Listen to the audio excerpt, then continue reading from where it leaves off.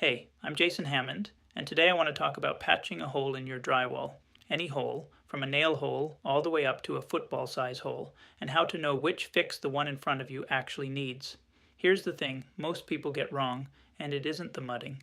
It's that a drywall hole isn't one job, it's a ladder of jobs.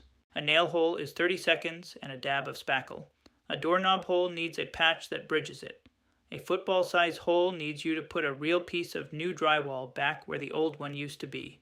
Use the wrong method for the size, and one of two things happens. Too little, and the patch cracks or telegraphs through your paint in a month. Too much, and you've turned a 5-minute job into an afternoon for no reason. So in this guide I do it in order of cost, cheapest first, and I tell you exactly where the lines are. I settle the decisions that trip everybody up. Spackle or joint compound. Hot mud or the premix kind, and when each one wins, mesh tape or paper tape. Get those right at the store and the wall practically fixes itself. For a doorknob hole, it's a mesh patch and 3 coats of mud.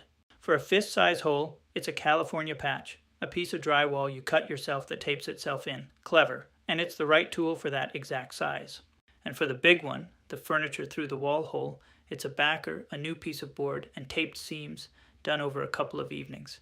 But here's the part that actually makes a patch disappear, the finishing. Build the mud thin, feather the edges out to nothing, prime it, and blend the paint.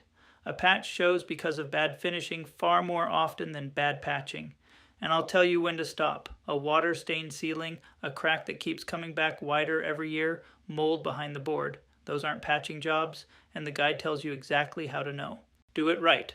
And 6 months from now, in the morning light, nobody, including you, can find where the hole was. For every hole, in order, with the exact method and the mistakes to avoid, grab the complete guide at hammondreengineered.com. That's hammondreengineered.com. I'll see you in the book.